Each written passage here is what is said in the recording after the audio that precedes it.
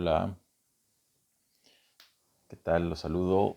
Muy buenas tardes, buenos días, buenas noches, según cuando puedan ver esta aportación. El día de hoy quiero platicar con ustedes, compartirles dentro de los cursos o seminarios que hemos estado trabajando. Un texto que en lo personal yo recomiendo mucho su lectura. Es un texto muy conocido pero poco leído, en el sentido de, es muy citado, etcétera, pero eh, sí me he encontrado con poco análisis, poca reflexión en torno a los aportes que pueda dar. Me estoy refiriendo al libro de Philippe Perrenot, creo que es uno de los más conocidos de sus textos, 10 nuevas competencias para enseñar. Es un libro que surge en el año 2004, ¿sí? Su primera edición en marzo del 2004. Mm, Trata sobre todo, el enfoque que tiene Philippe Perrenot es hacer un vínculo entre la investigación en educación y la práctica pedagógica. La apuesta de él, como bien lo menciona desde el inicio, ¿no? El primer par de palabras que usa en su libro se refiere a la práctica reflexiva. Entonces, cuando hablamos de Philippe Perrenot, vamos a referirnos a ese significante que es la práctica reflexiva. De hecho, en la introducción, él hace esta aportación que trata de hacer un vínculo entre la investigación educativa y la práctica pedagógica. Es decir, que el docente, eh, claro que hay mucho material de investigación en donde vemos cómo el docente va avanzando de acuerdo a etapas, que también ahorita lo voy a retomar. Hace una alusión a un autor que precisamente hace una investigación en donde a lo largo de los años, a lo largo de la práctica que el docente pueda tener frente a grupo, va pasando por diferentes fases, ¿no? O estadios.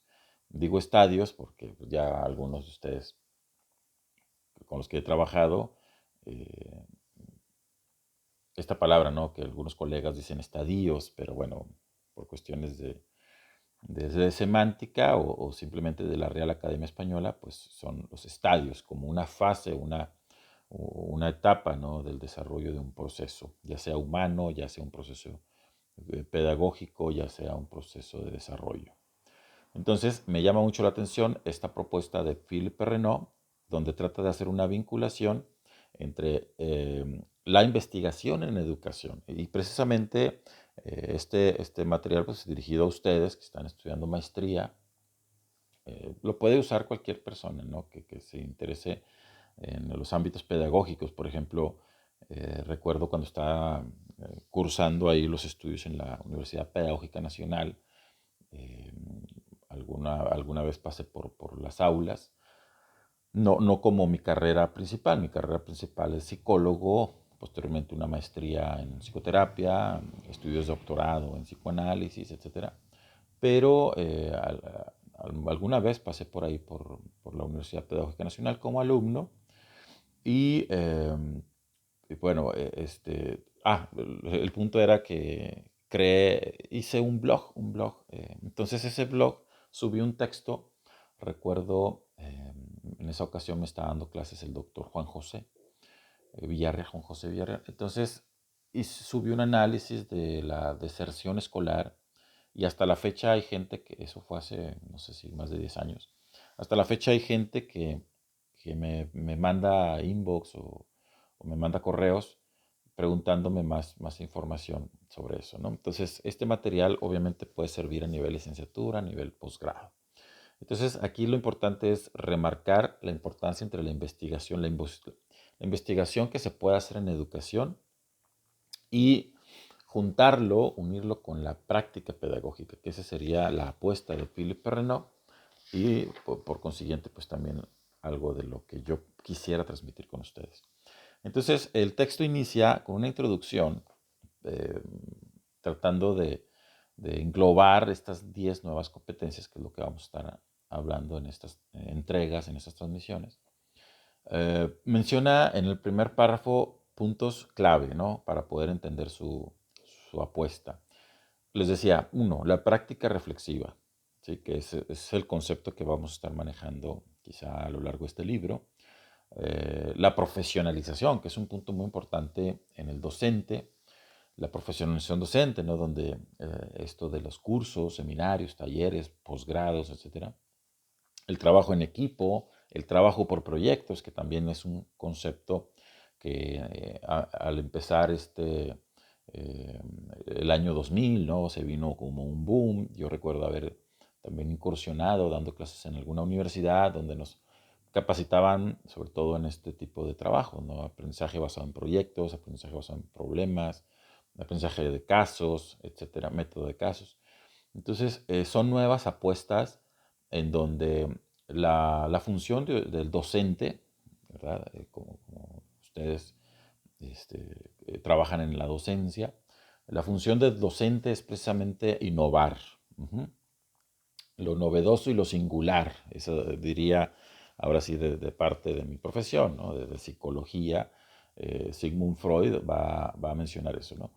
En busca de lo novedoso y lo singular. Es decir, siempre tratar de ir innovando, tratar de cómo hacer que mis alumnos aprendan, que esa sería la clave últimamente, porque acuérdense cómo la educación ha ido cambiando.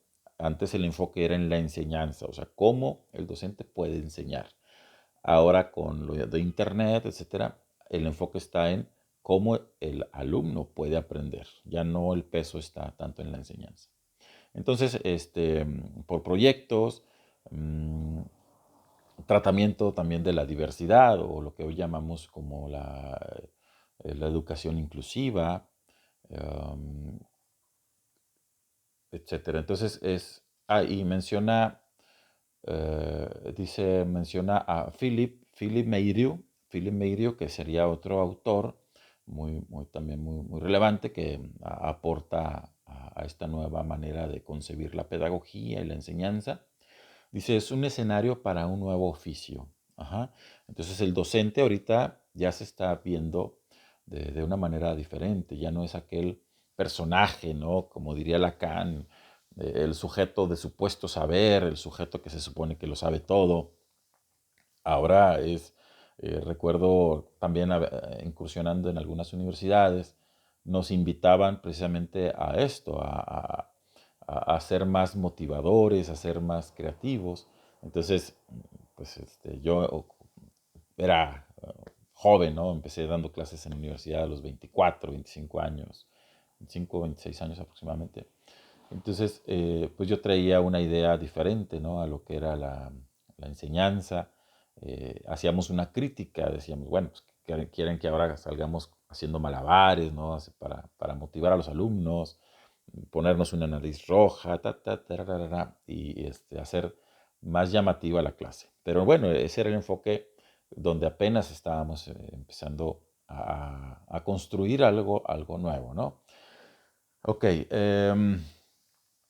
una pregunta, unos puntos también muy que quiero que ustedes piensen y lo reflexionen, es el sentido, dice Perrenot, por deseo de enseñar y de hacer aprender. Es decir, cómo la vocación del docente, la vocación de la persona que quiera dedicarse a esto o que se está dedicando a esto, debe estar sostenida precisamente por el deseo de enseñar y de hacer aprender. Ajá. Y rápidamente me paso al teórico Huberman. Huberman tiene ustedes lo pueden consultar ahí en internet, tiene un estudio en donde les decía ahorita las etapas de cómo el docente en los primeros años, no sé, los primeros 3 años, se convierte en un docente que quiera aprender todo, que quiera absorber todo. Y luego pasa una segunda etapa que es de los 3 a los 10 años, donde más o menos se estabiliza. De los 10 a los 15 es ya cuando se vuelve parte del sistema. De los 15 a los 20 o a los 25 más o menos, ¿no? Ya es un status quo o una zona de confort. y de los 25 en adelante pues ya nada más piensa en jubilarse. Uberman obviamente hace una investigación muy puntual, que les digo, el material lo pueden encontrar ahí, cómo va pasando las fases del docente. Y es una dura crítica que se hace y eso, por ejemplo, yo lo veo también en mucho también con mis pacientes, ¿no? Cómo los cambios, cómo los cambios al principio se apuesta por la innovación, le echa muchas ganas, etcétera, pero va pasando el tiempo y cómo el entusiasmo va bajando. Y eso es explicable desde el punto de vista de la neurociencia, por ejemplo, sabemos que el cerebro está constituido por drogas, la adrenalina, noradrenalina, serotonina, dopamina, etcétera. Todas estas drogas, entonces, ¿qué es lo que quiere el cerebro? Ustedes como docentes o yo como psicoterapeuta y ahorita pues como divulgador, ¿no? de la ciencia, de la pedagogía, también incursionando en estas áreas, debemos de saber que el cerebro lo que quiere es placer. Ajá, entonces partiendo de ese punto, ¿cómo hacer mis clases que sean placenteras? ¿Cómo hacer yo poder transmitir la enseñanza para que el alumno aprenda de una manera lúdica, de una manera atractiva, de una manera que lo pueda motivar? ¿Cómo hacerle yo en esta ocasión, por ejemplo, para que se puedan ustedes interesar por este video, ¿no? Entonces, si sabemos que el cerebro lo único que quiere es placer, porque está lleno de drogas, ¿qué quiere el estudiante? ¿Qué quiere el alumno? Jugar. Quiere ver videos de YouTube, ver series de Netflix, por eso el éxito del celular, o sea, los likes y todo eso. Hay un documental muy interesante que también se los recomiendo, que habla sobre esta adicción. Es una adicción porque va y opera hasta el sistema límbico, es decir, el cerebro reptiliano, el primer cerebro que tenemos. Ya después se cubre con el mesencéfalo y luego la corteza cerebral. Precisamente la corteza cerebral es la que nos hace pensantes. Entonces, la apuesta es saber estos elementos para poder entremezclar ciertas actividades para que el alumno pueda lograr este aprendizaje. Claro que nosotros estamos apostando por otro rubro, que es precisamente el de la corteza cerebral, que está conformado por disciplina, que está conformado por responsabilidad, que estaría conformado por empeño, por paciencia, etcétera, ¿no? Todas estas virtudes que son propias del ser humano, que cuestan trabajo. Por ejemplo, yo esto lo veo mucho con mis pacientes cuando eh, traen un discurso muy neurótico, muy de depresión, muy de ansiedad, en donde dicen es que debo de portarme bien, es que debo de hacer esto, es que tengo que hacer esto. El debo y el tengo están muy arraigados. Entonces, cuando el paciente o el alumno o quien sea, ustedes, yo, hablemos a través de un quiero, la vida va a empezar a dar un giro. Es que quiero levantarme temprano, ¿sí? ¿Notan la diferencia? Es decir, es que debo levantarme temprano, ya metimos un freno de mano, ¿no? Y el carro frena. Es igual acá el cerebro. El cerebro cuando escucha el debo y el tengo se paraliza. En cambio, cuando decimos quiero, el cerebro fluye. ¿Por qué? Porque el quiero está muy enraizado, está muy relacionado con el placer. Entonces quiero levantarme temprano, quiero hacer un video, quiero dar clases a mis alumnos. Entonces, conforme vayamos poco a poco sumando el quiero, vamos a poder tener algún tipo de respuesta. Bueno, entonces esa fue Uberman hace esa investigación. Ahora, Sigmund Freud, también Philippe Renaud lo menciona. Sigmund Freud ya hablaba de tres tareas imposibles, que era una educar, otra psicoanalizar y otra gobernar. Entonces, como ven, educar también es una tarea imposible. ¿Por qué? Por lo que les acabo de mencionar. Porque el ser humano, por naturaleza, llamémoslo por condición humana, está nada más, lo que quiere es eso, ¿no? Es el placer, el disfrute. Entonces va en contra de la condición humana, la disciplina, el esfuerzo, etcétera. Por eso son tan premiados, ¿no? Por eso son tan premiados estos Juegos Olímpicos, donde se valora todo esto, Imagínense estos atletas, ¿no? Durante 4 años estar apostando a un esfuerzo, a bajar una milésima de segundo. Entonces, ese esfuerzo es súper valorado. Desde el psicoanálisis diríamos, es el mandato del super yo, ¿no? Como el super yo los lleva a estructurar su vida, su personalidad, conforme a ese triunfo, a ese logro. Entonces, sí, ciertamente ustedes han escogido una carrera, una vocación, una profesión, en donde ciertamente es una tarea algo imposible, como analizar y gobernar, sería para Freud estas apuestas. ¿Por qué? Dice el autor, porque el alumno se resiste al saber y a la responsabilidad. Ajá. ¿Por qué? Por lo que acabamos de explicar ahora. Eh, bueno, sí, sí, es cierto que también el niño de 2 o 3 años es curioso por naturaleza. Los cachorritos, ¿no? Los cachorritos, vemos ahí los hijos, las crías de los perritos, etcétera, son por naturaleza creativos, investigadores, etcétera. Entonces, los que dan clases en preescolar están muy en contacto con eso. O sea, el niño es creativo por naturaleza, pero conforme va avanzando, se va dando cuenta, pues que se trata de tareas, se trata de, cállate, no hables, acomódate en tu silla.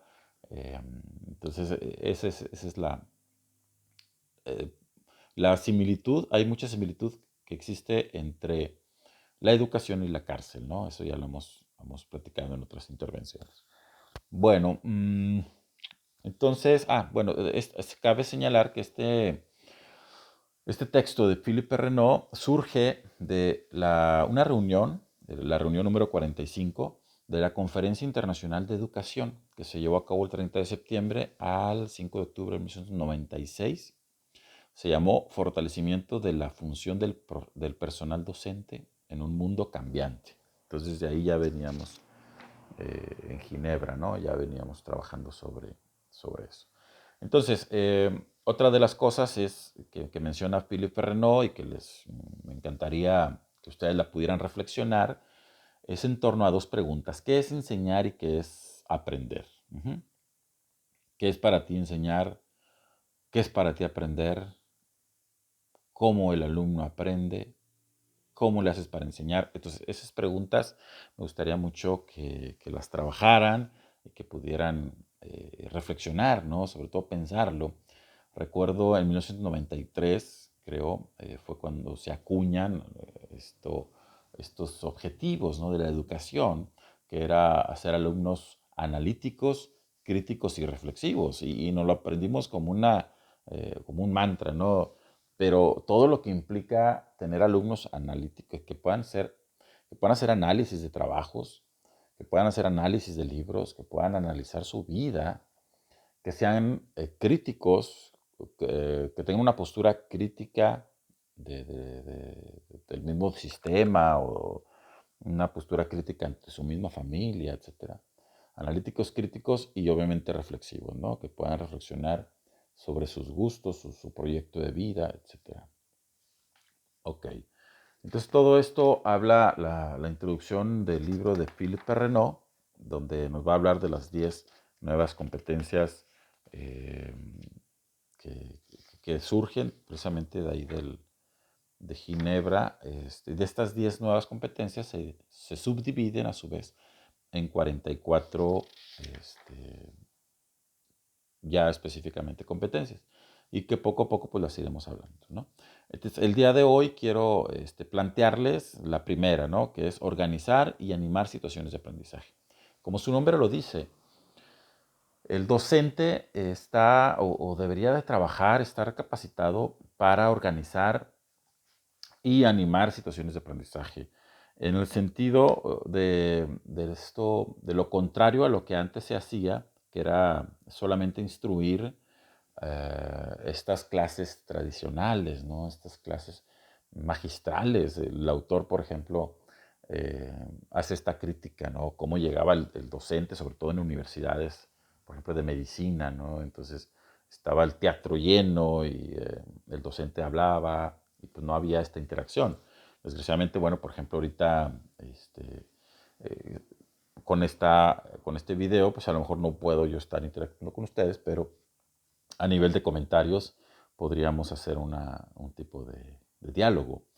Entonces, organizar y animar situaciones de aprendizaje. La idea es que ustedes piensen cómo podrían lograr esta competencia. Esa es la competencia en general y ahorita vamos a ver las competencias en particular. Por ejemplo, aquí hay en la página 18 de este libro, Philippe Renaud, se hace retoma una cita de un autor y dice, yo enseño, pero ellos aprenden, ¿sí? Esa sería la pregunta. Entonces, y de esta pregunta obviamente se va a desprender todo el movimiento de evaluación. Sabemos que la evaluación ya no nada más es una evaluación donde al alumno se presenta un examen final, etcétera, ¿no? Sino ya una evaluación formativa, el logro de competencias, etcétera. Entonces, el primer punto, la primera competencia tiene que ver con esto, ¿no? Generar ambientes de aprendizaje. Y la primera competencia dentro de esta primera gran competencia, por decirlo así, es conocer a través de una disciplina determinada los contenidos que hay que enseñar y su traducción en objetivos de aprendizaje. ¿Qué quiere decir esto? Bueno, muchas veces uno como docente a lo mejor no tenemos esta competencia o esta capacidad de desarrollar lo que el alumno le interesa, ¿sí? O sea, mucho de la apuesta de la pedagogía hoy en día es hacer las clases, pero con ejemplos que al alumno le puedan interesar. ¿De qué le sirve, por ejemplo, al alumno que en una ciudad donde no hay metro, por ejemplo, ¿no? Aquí de la ciudad de Monclova, o ciudades circunvecinas, ponerle ejemplos de matemáticas en donde tenga que ver el metro? Entonces, o de qué le sirve, por ejemplo, al niño memorizarse la Sierra Madre Oriental, la Sierra Madre Occidental, o, u otros tipos de ejemplos, si no está muy familiarizado. Entonces, lo importante va a ser tomar características propias de donde el alumno vive y hacer las posibles adecuaciones, ¿no? Esta sería entonces la primera competencia dentro de la primera gran competencia. Conocer los contenidos que hay que enseñar y su traducción en objetivos de aprendizaje. La segunda competencia dentro de la primera gran competencia, trabajar a partir de las representaciones de los alumnos. Ajá, entonces, por ejemplo, aquí retomamos la pregunta esta de qué es enseñar, qué es aprender. Dice el autor, estas dos primeras subcompetencias están muy relacionadas. Trabajar a partir de la representación de los alumnos, este, bueno, el camino del conocimiento, ponerse en el lugar del alumno, como cuando nosotros ya de adultos nos ponemos a estudiar otro idioma. Es decir, la propuesta del autor es que veamos a los alumnos, sobre todo si están en educación básica, secundaria, preparatoria, como cuando nosotros empezamos a construir nuestro propio aprendizaje. Nosotros ya de adultos a lo mejor pues decimos, oye, pues está fácil, hombre, ¿por qué no le haces así? ¿Por qué? Porque nosotros ya hicimos el camino, ya tenemos el recorrido. Pero una de las propuestas es que, que recordemos que también para nosotros fue difícil aprenderlo. Entonces, la propuesta es, por ejemplo, que nosotros nos imaginemos, a ver, es como si yo estuviera aprendiendo alemán, o francés, o inglés.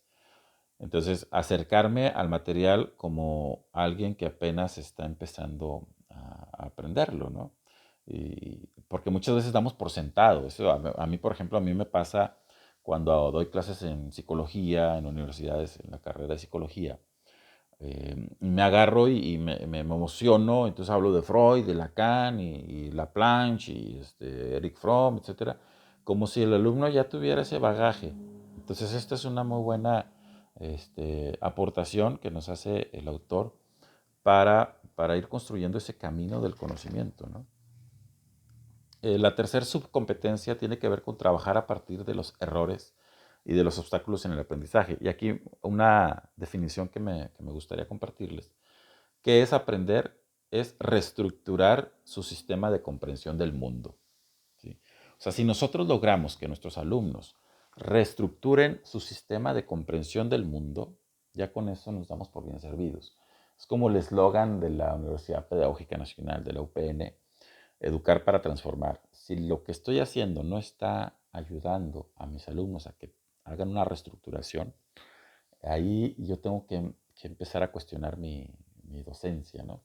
Por ejemplo, cito otra vez a mi trabajo como terapeuta. En mi trabajo mucho consiste en reestructurar la personalidad. ¿Cómo se da esta reestructuración de personalidad? Bueno, todos sabemos que tenemos una personalidad que se estructura de los 0 a partir de nacimiento hasta los 5 o 7 años. Los docentes usan mucho esta metáfora de la esponjita, ¿no? Que el niño es como una esponjita, entonces absorbe todo lo que está a su alrededor. Eh, entonces, lo que pasa a nivel cerebral